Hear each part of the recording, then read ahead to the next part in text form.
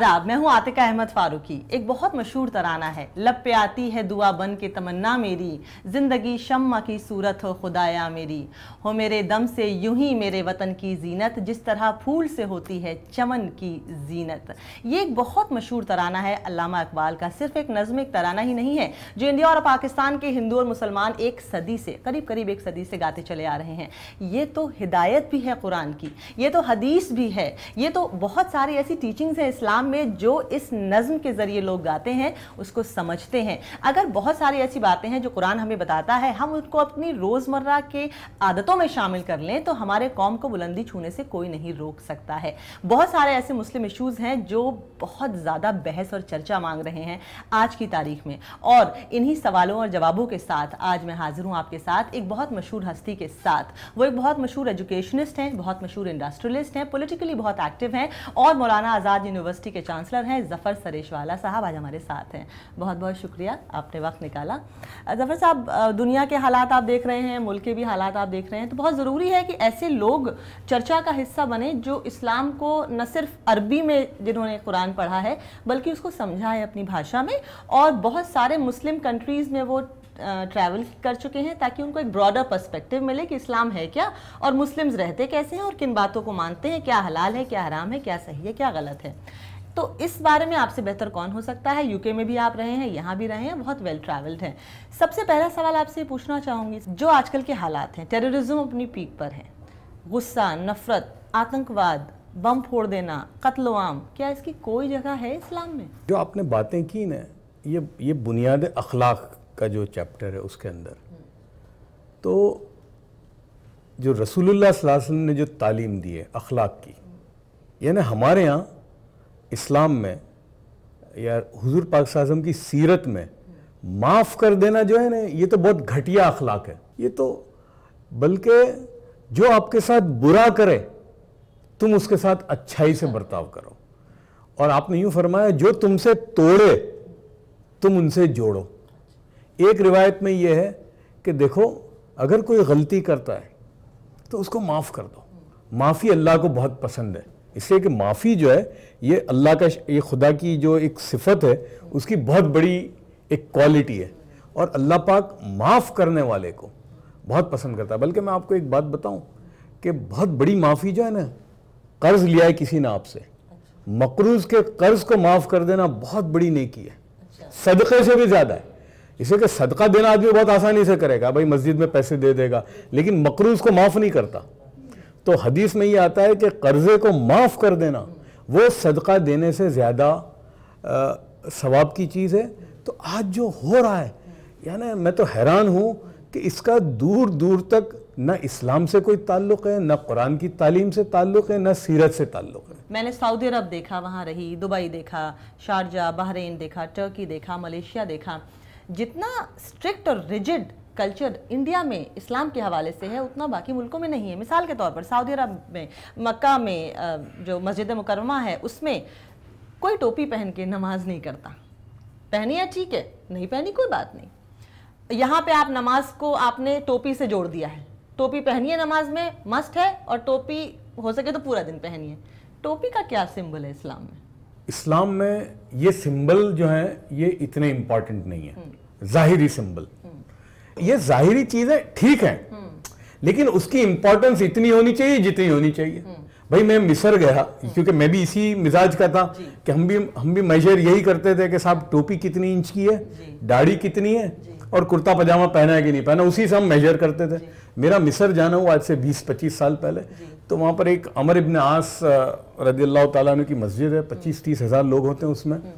अब मैं हैरान हो गया, एक भी दाढ़ी वाला नहीं, यहाँ तक कि इमाम की भी दाढ़ी अच्छा, दाढ़ी नहीं, हाँ इमाम की भी दाढ़ी नहीं। और तो मेरे जहन में यह आया कि यार क्या हम ही दीनदार हैं।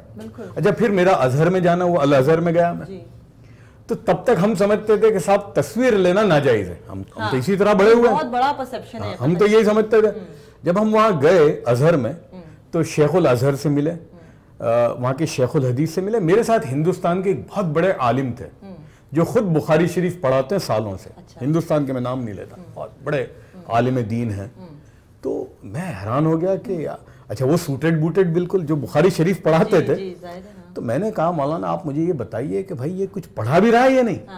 तो मौलाना ने ये कहा कि हमारे मुल्क में इसके बराबर बुखारी पढ़ाने वाला शायद ही कोई होगा, लेकिन वो सूटेड बूटेड था बिल्कुल।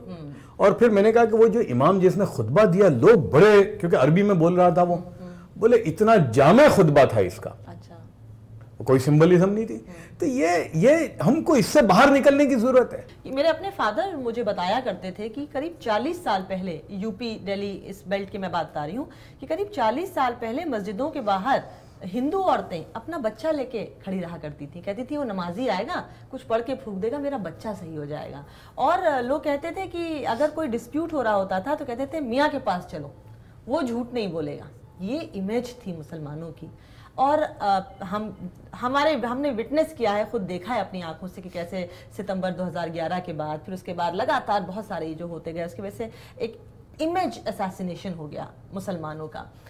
अगर जो हो गया सो हो गया, अब हम क्या कर सकते हैं अपने लेवल पे? मैं क्या कर सकती हूँ, आप क्या कर सकते हैं? जो शख्स बैठा देख रहा हो, कोई नौजवान लड़की, कोई लड़का जो कॉलेज जाता हो, कोई आदमी जो मौलवी हो, कोई आदमी जो जूता सीता हो, वो क्या कर सकता है इस इमेज को बदलने के लिए? ये आपने जो कहा ये आज भी हमारे अहमदाबाद में है। अच्छा। आज भी किसी भी मस्जिद में चले जाओ आप, मगरिब की नमाज के बाद हिंदू औरतें अपने बच्चों को लेकर आती हैं और 3 दिन की फूंक में वो अच्छा हो जाता है। अच्छा। तो हमारे एक हिंदू दोस्त ने पूछा कि यार ये क्या है? तो मैंने कहा नहीं, वो बेचारी हिंदू औरत जो है वो इसलिए मगरिब की नमाज में पहुंचती है कि जल्दी से मुसलमान की फूंक ले लो, क्योंकि वो इतनी देर मुसलमान है जितनी देर वो मस्जिद में। वरना अगर उसकी फूंक में कोई दम होता तो भाई उसके दफ्तर पे भी जाती, सही बात, उसके घर पे भी जाती। तो बोले नहीं, वो मुसलमान सिर्फ इतनी देर होता है। अच्छा। देखिए इंसान जो है ना बहुत जल्दी इफेक्ट करता है, बिल्कुल, वो फौरन आपसे मोहब्बत करने लगेगा। इसलिए मैंने ये देखा है कि लोग मुसलमानों से नफरत नहीं करते, वो आपके अमाल से नफरत करते हैं। यकीनन। तो अगर आपके अमाल ठीक हो गए तो ये सब, भाई आप देखिए ना, मैं तो हमेशा ये कहा करता हूँ कि आप किसी भी दरगाह में चले जाइए, आप निजामुद्दीन औलिया में जाइए, आप अजमेर जाओ, बम्बई में आपने देखा होगा हाजी अली में, मैं जाके चेक किया मैंने हर दरगाह में जाकर, मैं बैठता हूँ जाकर ऐसा मुराकबा करके, तो मेरा कैलकुलेशन है कि 70-30 का रेशियो है हिंदू और मुसलमान का। हाँ, यकीनन 70-30। तो आप मुझे बताओ कि ये 70% हिंदू आते हैं वहां पर, और वो तो आगे माथा टेकते हैं, हम तो माथा नहीं टेकते हैं। तो जो कौम आपके मुर्दों को जाके सजदा करती हो, तो क्या वो आपके जिंदों से नफरत करेंगे? बहुत अच्छी बात है। कैसे करेंगे? बहुत अच्छी बात बोली। ऐसा क्यों नहीं होता? बच्चों को सिर्फ मदरसों में ही क्यों भेज रहे हैं? भाई हमने भी पढ़ा है कुरान, हमने घर पे पढ़ा कुरान, मौलवी साहब आते थे, अम्मी पढ़ाती थी, पापा पढ़ाते थे। स्कूल जाइए आप नॉर्मल स्कूल में जहाँ सब जाते हैं, सरकारी स्कूल जाइए चाहे प्राइवेट स्कूल में, और घर पे आप अपनी दीनी एजुकेशन रखिए। लोग गीता पढ़ते हैं घर पे पढ़ते हैं, बाइबल पढ़ते हैं घर पे पढ़ते हैं, उसके लिए तो कोई 5 घंटे का स्कूल नहीं जाते। तो ये कुरान पढ़ने के लिए 6 घंटे का स्कूल क्यों नहीं? देखिए मदरसे जो है ना, you have to give marks to them. मैं इसलिए कह रहा हूँ कि मेरी जिंदगी निकली है उसको देखने में। मदरसे जो है ना ये बेस्ट एनजीओ हैं। अब आप देखिए कि मदरसों में कौन सा बच्चा जाता है? जफर सरेश वाला का बच्चा नहीं जाता, ना मिस फारूकी का बच्चा जाएगा। कौन सा बच्चा जाता है? बहुत गरीब, यानी वो गरीब, खास तौर से मैंने देखा है, यानी गुजरात में चले जाइए या आप बेंगलोर में जाइए या हैदराबाद में जाइए या महाराष्ट्र के किसी मदरसे में जाइए, आपको मैक्सिमम बच्चे वहां भी बंगाल के और बिहार के मिलेंगे। 50% से ज्यादा हमारे गुजरात के किसी मदरसे में चले जाइए। ठीक है। तो वो गरीब इतना है बेचारा, बंगाल में, आसाम में, या खासतौर से आपके बिहार में। फ्री स्कूल्स भी तो चल रहे हैं। नहीं, मैं आपको डिस्टिंक्ट करूंगा। अच्छा। मदरसे में क्या होता है कि उनको वो भेजते हैं इसलिए कि कम से कम उसको खाना मिल जाए 3 टाइम, तो वो खाना मिलता है, लिबास मिल जाता है उसको, और एडिशनली थोड़ा बहुत लिटरेसी भी आ जाती है। तो वो माँ बाप जो भेजते हैं वो तो सिर्फ इसलिए भेज देते हैं कि ताकि ये जिंदा रह जाए, लेकिन मदरसे वाले कम से कम उस पर थोड़ी मेहनत करके उसको अच्छा बना के बाहर निकालते हैं। म्युनिसिपैलिटी की स्कूलों का हाल क्या है वो तो हमारे सामने है। बल्कि आप ये मैं कह सकता हूं कि जो मेजॉरिटी मदरसे हैं वो हमारी म्युनिसिपैलिटी स्कूलों से बहुत बेहतर है। अच्छा। बिल्कुल।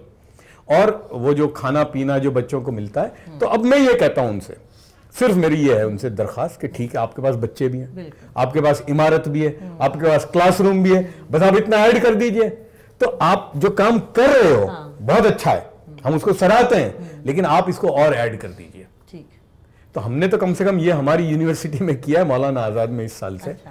कि जो भी मदरसे का बच्चा, अच्छा। जो भी मदरसे में फारिग 9 साल 10 साल जो अपना पढ़ के आ जाए, हमने उनके लिए एक ब्रिज कोर्स बनाया है। अच्छा। 1 साल वो ब्रिज कोर्स में आए और उसके बाद वो BA BCom BSc जहां जाना चाहे जा सकता है। अच्छा, ठीक है। एक बहुत बर्निंग टॉपिक है और इस वक्त खास तौर से पूरा देश उसके बारे में बात कर रहा है और आगे और करेगा, ट्रिपल तलाक, पॉलीगेमी। पॉलीगेमी को लेकर सुप्रीम कोर्ट ने यहां तक कहा है कि पॉलीगेमी एक मैल प्रैक्टिस है, एज बैड एज सती। ट्रिपल तलाक, दुनिया के में 50 से ज़्यादा इस्लामिक कंट्रीज़ हैं, कहीं ट्रिपल तलाक फंक्शन नहीं करता है। सिर्फ एक पता नहीं कौन से मुसलमान इंडिया में हैं जो ये कहते हैं कि हमने तलाक तलाक तलाक बस प्रोनाउंस कर दिया, अब लड़की के माँ बाप भाई बहन आके उसको ले जाते हैं कि हराम हो गई, तुम्हारे प्रति औरत ही हराम हो गई, जो कि नहीं है। तलाक is when you pronounce and then after 3 months when the procedure is over, then वो भी अगर आप चाहे उस आपस में रिकंसाइल करना चाहें तो कर सकते हैं। ट्रिपल तलाक के बारे में और पॉलीगेमी के बारे में, मल्टीपल वाइफ्स के बारे में आप क्या कहेंगे? तलाक इज अ प्रोसेस, यानी ये गुस्से में आ गई, मैंने तलाक दे दी, वाहियात, ये गुनाह कबीरा है। SMS पे तलाक दे देना, व्हाट्सएप पे तलाक दे देना गैर इस्लामी, ये कुरान के खिलाफ है। मैं बहुत जिम्मेदारी से कह रहा हूं, बिल्कुल। इसलिए कि सूरह तलाक में कुरान क्या कहता है कि जब मियां बीवी के दरमियान में, एक तो पहले अल्लाह के रसूल सल्लल्लाहु अलैहि वसल्लम ने यूं फरमाया कि तलाक अल्लाह को सारे जायज कामों में नापसंदीदा है। एक चूंकि होना चाहिए कि भाई जब नहीं मिलती तो एक there should be an option to separate, बस। अब सूरह तलाक में क्या है कि जब मियां बीवी के दरमियान में लगता है कि भाई नहीं बन रही, तो पहले बड़े बीच में आए, नहीं बड़े उस फैमिली के बीच में आए, थोड़ा सेपरेशन करो, या यूं कहते हैं कि पलंग अलग कर दो, एक बोलते हैं ना स्पेस, वो कर दो। वो भी नहीं होता है, बड़े बीच में पड़े, भाई क्या मसला है, भैया है। और क्योंकि मैं चूंकि इसमें इन्वॉल्व हूं इसलिए मैं कह रहा हूं, भाई समझाओ, लड़की को भी समझाया, उसको समझाया, भाई देखो फिर एक चांस दो। फिर उसके बाद अब नहीं बनती तो भाई एक तलाक जो दे कि जो रिवोकेबल है, कि भाई ठीक है 40 दिन के बाद फिर लो रहो साथ में, लगता है नहीं यार अब तो फिर एक दो, फिर अब लगता है कि साहब अब तो पॉसिबल ही नहीं है ये दो का रहना साथ में, तो ठीक है अब तलाक खत्म करो। तो इट इज अ प्रोसेस।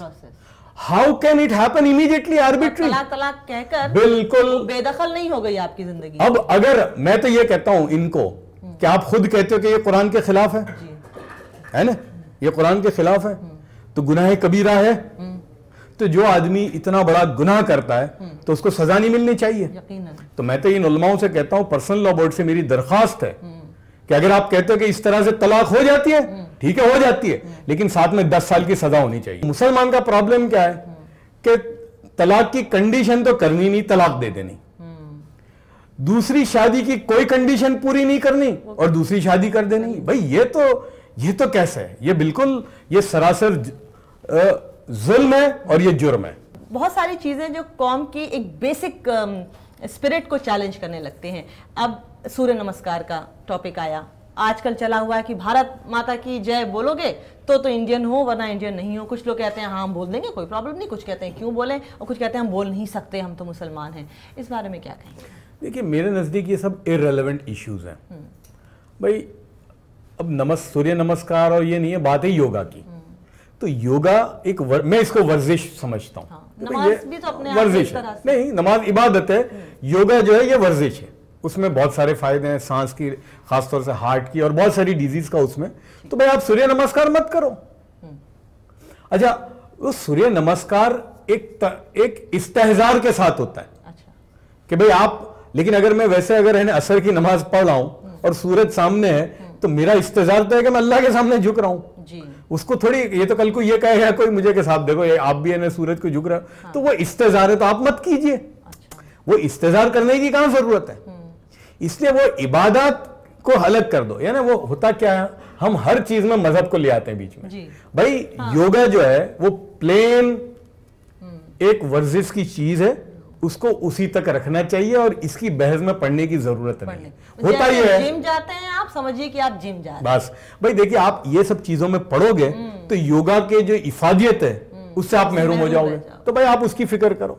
रही बात भारत माता की जय बोलो नहीं बोलो, ये बेमाने है ना बोलने से। भारत माता की जय बोल सकता है या नहीं बोल सकता? अब भाई देखो ऐसा है कि अब तो वो खुद उन्होंने कह दिया है, भागवत साहब ने खुद ही कह दिया है कि भाई ये कोई जबरदस्ती नहीं है, उन्होंने ये कहा स्पिरिट की बात कही है। हाँ। तो हम भी यही कहते हैं कि भाई अंदर आता है, जो मुसलमान की बात है कि भाई बाहर से दाढ़ी रख लो और कुर्ता पजामा पहन लेने से मुसलमान नहीं होते, आपके कैरेक्टर से होते हैं। तो हिंदुस्तानी जो है वो अपने कैरेक्टर से बनता है। हाँ। बोलना चाहे तो बोल सकते हैं भाई, जिसको बोलना है बोलो।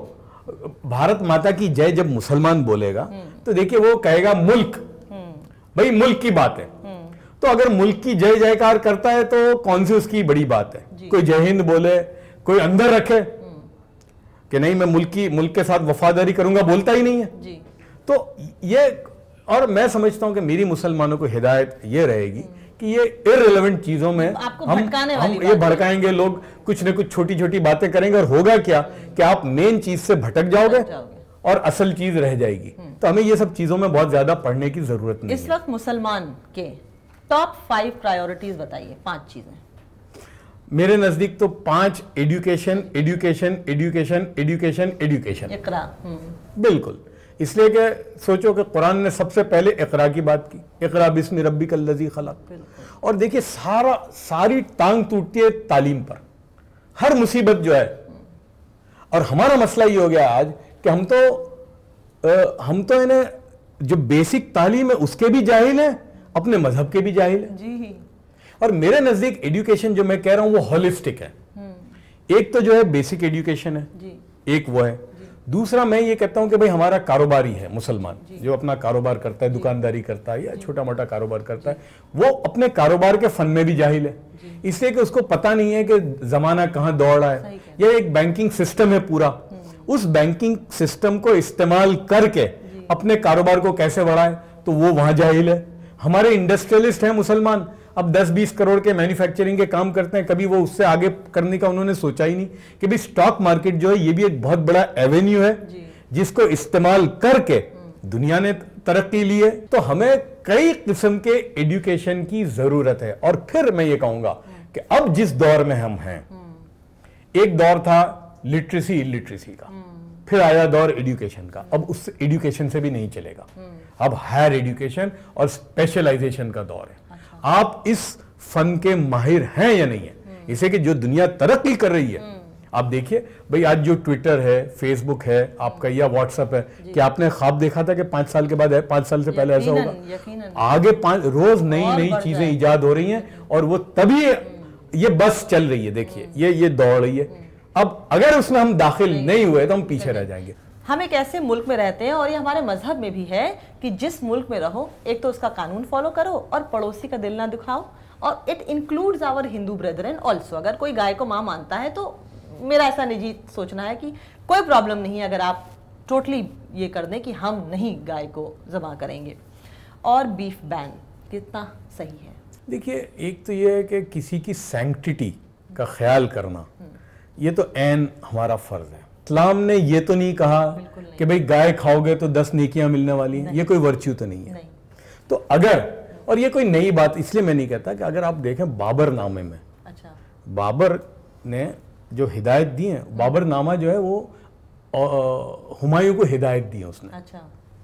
उसमें 2 बातें बड़ी जबरदस्त हैं, पूरी पढ़िए आप। एक जगह पे उसने लिखा है अपने बेटे से कि बेटा, अगर इस मुल्क में हुकूमत करनी है तो यहाँ की मजहबी रवादारी का ख्याल करना। अच्छा। उसने कही कि बेटा, इस मुल्क में हुकूमत जब करो तुम तो गाय की कुर्बानी मत करना। इसलिए अगर तारीख के जो जानने वाले हैं वो आपको बताएंगे कि मुगलों के पूरे दौर में, इंक्लूडिंग औरंगजेब, गाय कभी नहीं कटी हिंदुस्तान में। अच्छा। ये तो अंग्रेज लाए भाई। अच्छा। ये बीफ का जो शौक है ना, ये अंग्रेजों का है, मुसलमान का तो था ही नहीं। 1936 में जो मुस्लिम लीग, वो मुस्लिम लीग, अभी मुझे डर लगता है कि फिर फतवा कहीं ना आ जाए दूसरों की तरफ से, लेकिन मैं आपको कह दूं कि मैं वो मुस्लिम लीग की नहीं बात करता, वो मुस्लिम लीग जो आज़ादी में लड़ रही थी, वो मुस्लिम लीग, उसकी उसमें हिंदू भी थे। लखनऊ में उनकी सेशन हुई। अच्छा। और जिसमें जिन्ना साहब भी थे। उन्होंने उसमें रेजोल्यूशन पास किया है कि हम कुर्बानी गाय की नहीं करेंगे और हम मुसलमानों को हिदायत देते हैं कि आपस के प्यार मोहब्बत की वजह से हम गाय की कुर्बानी करने की कुर्बानी दें। ये तो 1936 में आगे आई है। 1954 का दारुल उलूम देवबंद का फतवा है जी। मैं फतवे के लफ्ज सुनाता हूं आपको कि मुल्क के अंदर आपसी भाईचारे की वजह से हम गाय की कुर्बानी से परहेज करें। तो यार ये तो हमारे लिए कोई बात ही नहीं है। कितने मैं एक मरतबा जहाज में सफर कर रहा था, सरचार्ज एटमॉस्फेयर था जब 2002 ये 92 का। अच्छा। मैं जहाज में, मेरी पहली सीट थी और मैंने देखा कि लोग आ रहे हैं जा रहे हैं। अब मैं दाढ़ी वाला, अंधे को भी दिखे मुसलमान हूं। हाँ। तो वो लोग मेरे को देख के बड़े वो हो जाते थे। हाँ। तो मैं समझ गया कि कोई बाहर पड़ोस में बैठने से कतरा रहा है। वो माहौल भी ऐसा था उस जमाने में। ठीक है। तो लेकिन जहाज भरा हुआ था। हाँ। और थोड़ी देर में एक महंत साहब आए, वो बिल्कुल भगवे कपड़े पहने थे। हाँ, महंत थे, खड़ा में पहनी हुई थी। अब उनको बेचारों को लामाला मेरे पड़ोस में बैठना पड़ा आगे की सीट में। वो बैठ गए। जहाज जब चलने लगा तो खाना उस जमाने में दमानी एयरवेज थी, उसमें बड़ा अच्छा मिलता था।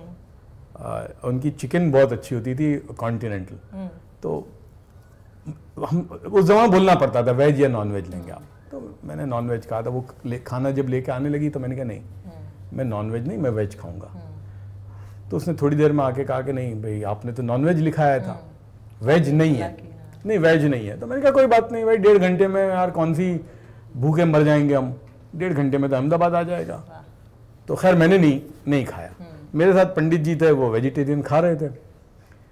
खाना वाना खत्म हो गया तो उन्होंने मुझे पूछा कि मुल्ला जी का, हालांकि मैं तो कोट पटलून में था, लेकिन उन्होंने कहा कि मुल्ला जी आप बताइए आपने ये क्यों नहीं खाया। क्या मेरी वजह से? आप तो मुसलमान हैं और आप मांसाहारी हैं और आप मुसलमान हैं। तो मैंने कहा देखिए पंडित जी, मुसलमान इसलिए नहीं होता कि वो गोश्त खाए या मुर्गी खाए। मुसलमान इसलिए होता है कि उसमें कोई क्वालिटी होती है, कुछ खूबियां हैं, कुछ क्वालिटीज हैं जिसकी वजह से वो मुसलमान है। और एक खूबी यह है कि अपने पड़ोसी को तकलीफ नहीं पहुंचाना। अगर मैं आपके पड़ोस में बैठकर नॉनवेज खाऊं तो आपको इतनी तकलीफ होगी जितनी मेरे पड़ोस में बैठकर कोई सूअर खाए। तो वो बड़ा वो मेरा हाथ पकड़ लिया और फिर हमारी बातें हुई। जब अहमदाबाद पहुंचे हम तो सीढ़ी आई, उन्होंने मेरा हाथ पकड़ लिया और हम दोनों उतरे, मेरा हाथ पकड़ के उतरे। उनके लोग लेने आए थे, बड़े हैरान हो गए कि यार ये दाढ़ी वाले के साथ एक मुसलमान के साथ। तो वहां हमारे यहाँ अहमदाबाद में संन्यास आश्रम है बहुत बड़ा, उसके वो महंत थे। जब तक जिंदगी में वो रहे मैं बराबर उनके पास जाता था, गुजर के बाद में। तो अब इतनी भाई कौन सी यार बड़ी बात है भाई, नहीं खाएंगे हम। लेकिन ये भी जिद करना कि नहीं हम खाने नहीं देंगे, ये भी साफ गलत है। इसलिए कि ये इसको देखिए, ये भी है ना, मेरे नजदीक रिलीजियस इश्यू नहीं, ये इकोनॉमी का मसला है। पहले देखिए, पहले तो गाय हिंदुस्तान में कटती नहीं है, मैं आपको बता दूं। गाय जो कटती है वो सिर्फ बंगाल में और केरला में कटती है, बाकी हिंदुस्तान में गाय कटती नहीं थी, कभी भी नहीं कटती थी। वो बैल कटता था, और वो इसलिए कटता था कि भाई वो बैल जो है वो जब बूढ़ा हो जाता है, किसी काम का नहीं है, तो 15,000 रुपए में, और वो उससे वो नया खरीदते थे। बूढ़ी गाय होती थी वो, तो उससे वो चलता था। तो उसमें मुसलमान तो कहीं है ही नहीं, इसलिए कि काटने वाला सिर्फ मुसलमान है। चमड़ा भाई टैनरीज कोई मुसलमानों की है। हड्डे वाली, आपको पता है हड्डे लोग ले जाते हैं, ये जिलेटिन बनाने की जो कंपनी है वो हड्डे ले जाती हैं। ब्लड यूज होता है फार्मास्यूटिकल में। तो मुसलमान का तो कोई रोल ही नहीं है कहीं पर भी। तो ये एक इकोनॉमी है जो चलती थी, पहले से चलती थी। अच्छा, लोग आप बीफ जो करते हैं ना, तो मैं उनको कहना चाहता हूं वो बीफ मतलब बफेलो। हिंदुस्तान जो है, India is the largest exporter of beef, but it is buffalo for God sake. अब अच्छा, दुनिया में ऐसा तो कोई मशीन आज तक नहीं आया कि आपके सामने रख दिया जाएगा, आप कहोगे ये गाय का है कि हाँ मैं कह सकता हूं क्योंकि मेरी जिंदगी निकली है। लेकिन तो ये इससे भी अब हमको बाहर निकलने की जरूरत है। ये कोई रिलीजियस इश्यू नहीं है। और अगर आपको लगता है, लोगों के साथ में बैठकर उनके सामने समझाओ कि भाई इसके नुकसान क्या होंगे। हिंदू को भी हो रहा है, मुसलमान को नहीं हो रहा है। मुसलमान तो ठीक है नहीं खाएगा भाई, वो तो सब्जी खा लेगा। और जब सारे 20 करोड़ मुसलमान सब्जियों पे टूट पड़ेंगे तो सब्जी भी 150 तो फिर क्या हो जाएगा। इसलिए ये एक निजाम है, और इसको हमको बहुत इसको एक रिलीजियस कनोटेशन और वो प्रिज्म से देखने की जरूरत नहीं है। बिल्कुल। तो इससे भी बहुत सारी बातें ये निकल कर आई कि यार डिस्कम्फर्ट अगर आपकी वजह से आपके पड़ोसी या आपके साथ वाले को हो रहा है तो आप ये गैर मजहबी काम कर रहे हैं। बहुत छोटी छोटी बातों में इस्लाम है अगर हम ध्यान से देखें तो। अच्छा, एक लास्ट सवाल सर कि एक छवि ऐसी बन गई है, every Muslim is not a terrorist but every terrorist is a Muslim, बहुत लोग आजकल बोलने लगे हैं। अब इसको कैसे तोड़े, आम मुसलमान इस परसेप्शन को कैसे तोड़े? देखिए, जिहाद जो है ना इतना अब्यूज्ड वर्ड है, कुरान में 41 मरतबा उसका जिक्र आया है जिहाद का, और हर जगह पर उसका जो कनोटेशन है वो मुजाहिदे के साथ है। जिहाद का कहीं पर भी 41 जगह पर किसी को मारने से उसका कोई ताल्लुक ही नहीं है। एक आयत है कुरान की, वल्लज़ीना जाहदू फीना लना देन्नहुम सुबुलना, और अगर तुम जद्दोजहद करोगे अच्छा बनने के लिए, जो नेक बनने के लिए, तो अल्लाह तुमको जरूर बिल जरूर हिदायत यानी सही रास्ते पर लेके जाएगा। तो जिहाद जो है अपने आप से है, अपने आप से है। दूसरा, रही बात किसी को मारना, हजरत अबू बकर रदी अल्लाह ताला अन्हु के खुतूत हैं जी। उस जमात को जो गई है और जहां गैर मुस्लिमों के साथ क़िताल होने वाला है, उसकी भी कंडीशन है।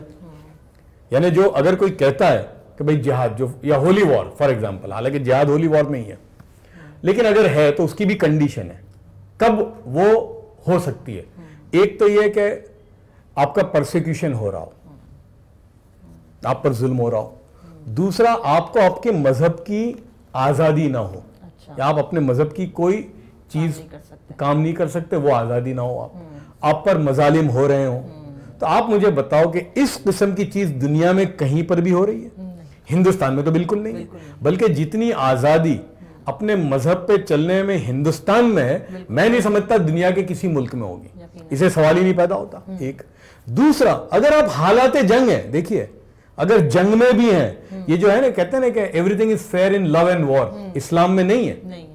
Even in war everything is not fair. हजरत अबू बकर रज़ी अल्लाह ताला के खुतूत हैं, अगर तुम जंग में भी हो, यानी लड़ाई हो रही है, क़िताल हो रहा है, बूढ़ों को नहीं मारोगे, बच्चों को नहीं मारोगे, औरतों को नहीं मारोगे, मजहबी जो दरसगाहें हैं या मजहबी जो सिंबल हैं उनको डिस्ट्रॉय नहीं करोगे। खड़ी खेती है, बिल्कुल, उसको आप हाथ नहीं लगाओगे, फसल को हाथ नहीं लगाओगे। ये तो हालात जंग के उसूल हैं, तो बगैर जंग के उसूल कितने होंगे? तो इसलिए सवाल ही नहीं पैदा होता। ये इस किस्म की जो बातें करने का, ये चंद लोग जो हैं वो कहां से आए मुझे पता है, वो जो सूरे खास तौर से तौबा की कुछ आयतें हैं, लेकिन वो आयत जो है वो उस एक रेफरेंस टू कॉन्टेक्स्ट एक पर्टिकुलर मोमेंट के लिए थी। बिल्कुल, हाँ। और देखिए, असल में कुरान को समझने के लिए दो चीजें जरूरी है, मनसूख, क्या कहते हैं कि कुछ आयतें मनसूख हो गई हैं और कुछ अहकाम मनसूख हो गए। मतलब एक आयत थी एक पर्टिकुलर टाइम के लिए लेकिन अब नहीं है, कुछ हुक्म थे तब अब नहीं है। तो ये इल्म है नहीं, बस आपने तो पकड़ ली। अब ये तो ऐसा हुआ कि साहब मेरी 1000 पेज की पूरी एक आर्टिकल है, उसमें से आपने 2 लाइन पकड़ ली और कहा कि जफर सरेश वाला साहब ये कह रहे हैं। यार, ना आगे की पूछ रहे हो ना पीछे की। दूसरा, कुरान को समझने के लिए एक और चीज बहुत इंपॉर्टेंट है, शान नुज़ूल। भाई ये आयत नाजिल कब हुई थी और क्यों हुई थी, वो और उसके साथ की हदीस। इसलिए आप कुरान को इन आइसोलेशन पढ़ोगे विदाउट हदीस, without life of the profit, तो फिर ये धोखा खाओगे। लेकिन अब मैंने देखा कि ये जो लोग हैं वो धोखे में भी नहीं है, उनको समझना ही नहीं है, उनको समझना ही नहीं है। लेकिन अब हमारी जिम्मेदारी ये होती है कि जो गलत प्रोपेगेंडा हो रहा है तो उसके मुकाबले में सही बात हमको फैलाने की हमारी जिम्मेदारी है। बिल्कुल बिल्कुल, ये हमारी जिम्मेदारी है। और इस्लाम का तो मतलब ही है कि शांति और समर्पण, पीस एंड सबमिशन, उसको अगर सही मानों में समझें तो बात अलग है। और एक बहुत मशहूर शेर है कि मस्जिद तो बना दी शब भर में, ईमान की हरारत वालों ने, मन अपना पुराना पापी है, बरसों में नमाजी बन ना सका। तो नमाजी बनिए, सिर्फ सिंबॉलिज्म में मुसलमानों को नहीं फंसना है। बहुत बहुत शुक्रिया ज़फर साहब, आपने बहुत कीमती वक्त हमको अपना दिया। बहुत बहुत शुक्रिया।